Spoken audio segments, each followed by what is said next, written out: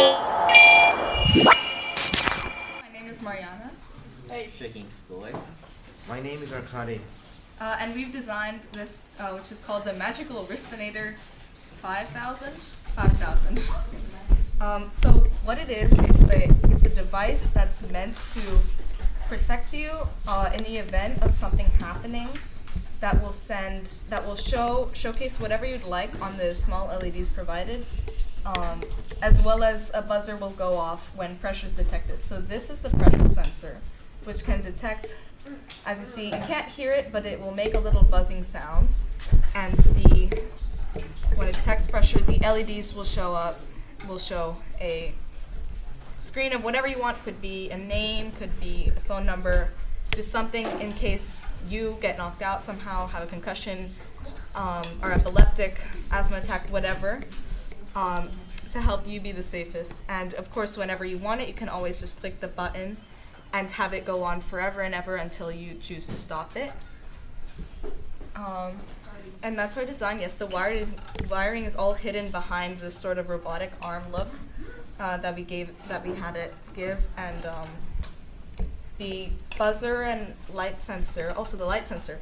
Light sensor makes the pressure value more, more sensitive.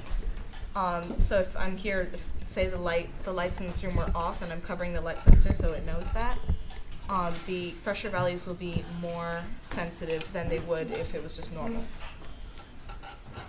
And that's, I think, it for this, right? Yeah, so.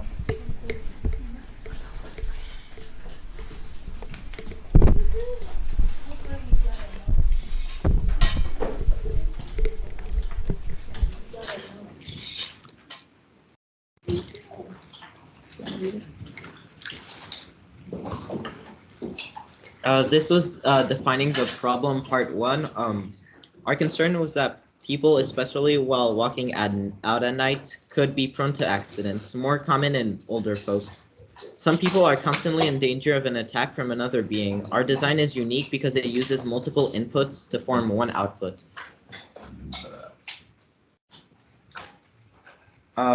Defining the problem part 2. Our clients are going to be the people who need the most protection. Such as old people, our device is unique because, as far as we know, a watch-like device that could protect you and possibly even save your life has not been invented yet. So this is my generating concept slide, where I'm just sort of explaining it's the same sort of idea that we ended up using in the end. We ended up sort of combining our ideas, but we'll get to that later. So I had the idea of using a photocell resistor which is the light sensor, to of course detect the light of the area around, to make the pressure sensor more sensitive to pressure if the light level is lower. And then of course the buzzer will go off when the pressure sensor hits a certain amount of pressure that it feels, and will go off, as well as of course the LEDs showing on screen.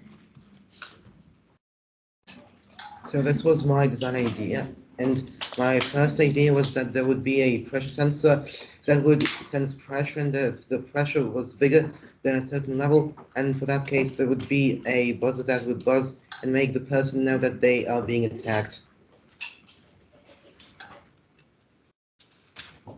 For generating concepts, my initial idea was to add a pressure sensor and a photocell light resistor. I wanted to use these inputs as a way to detect physical violence from an attacker or assaulter. If the pressure sensor detected increased pressure in one area, it would alert a microbit attached to a trusted family member or friend. The photocell light resistor would also detect how dark it is. If the microbit detects that the surroundings are darker than it initially was, it will become more sensitive to extreme pressure.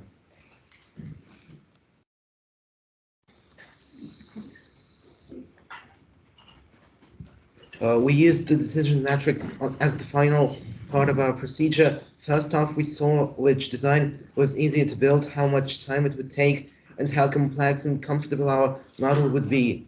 The most important factor we took from each design was which model would work with high efficiency. We used this pseudo code as a format for our final code. This code helped me vision what different commands do and their initial functions. These functions help our team create an airtight and reasonable code to achieve our goal. All right, building and testing a prototype, part 1, initial wiring.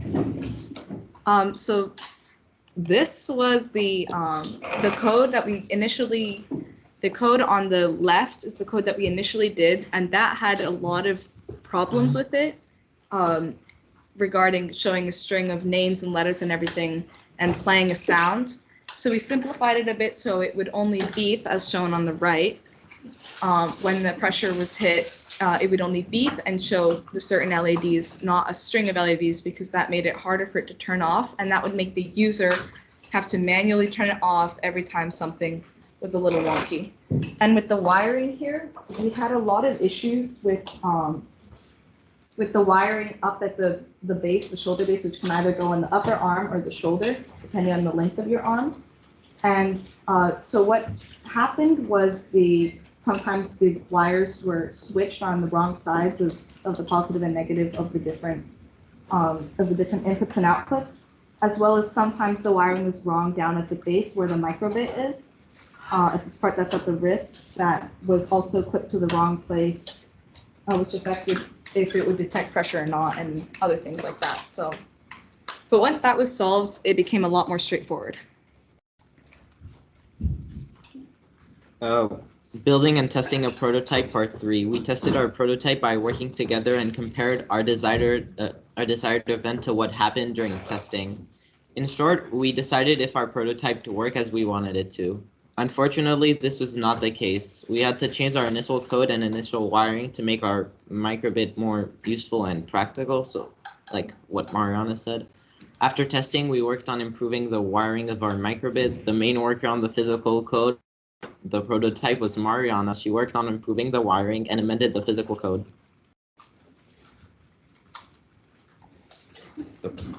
The final prototype, part 1.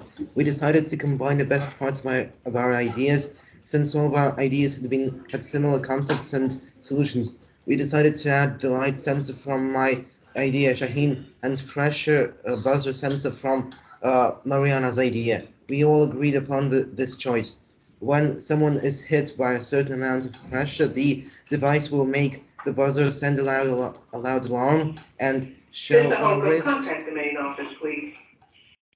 And the wrist a loud alarm and show on a wristband that the person is wearing that they are being attacked and need help.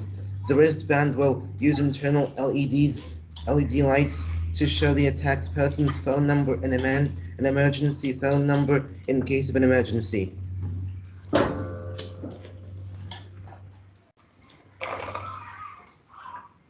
Okay, so these are some photos of our final prototype in action. You can see here the wiring more in a close-up on this side. So we basically poked holes in the cardboard because the cardboard is about 1 centimeter thick. So going inside the cardboard and through, we are able to attach the buzzer and the light sensor here, as well as the pressure sensor, which was just taped on. But we had to be very careful about that, because if it was slightly bent in the wrong way, it could be detecting pressure falsely. So we had to make sure that that was properly attached. And of course, what we explained down at the microbit, which can display anything you choose it to.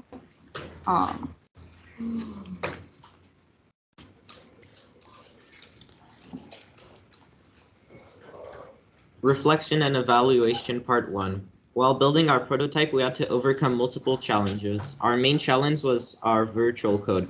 Did not meet our original expectations, and we also had to change the wiring in our physical prototype in order to improve our microbit. We overcame this problem by working and improving our virtual code. We added codes that were more specific and practical. We also managed to change our wiring by using more functional microbits and tools at our disposal.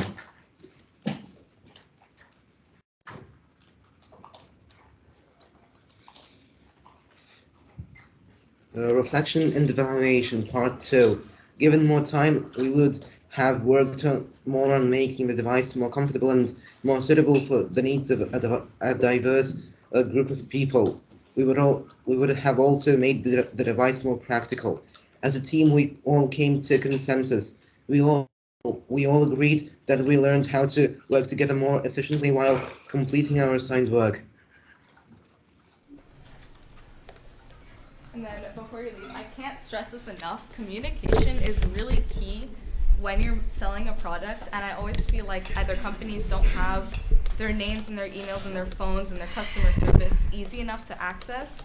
So this also comes with a pamphlet that has the instructions and also, especially for elderly folks, the locations of in-person stores where you can find these things and where you can get an actual agent to help you with your issues with using the product, because emails, phones, that doesn't always work, and it can be very confusing. So to make it as easy as possible, we have a whole pamphlet on that, as well as including on the back how to use it and how to strap it on properly for your body.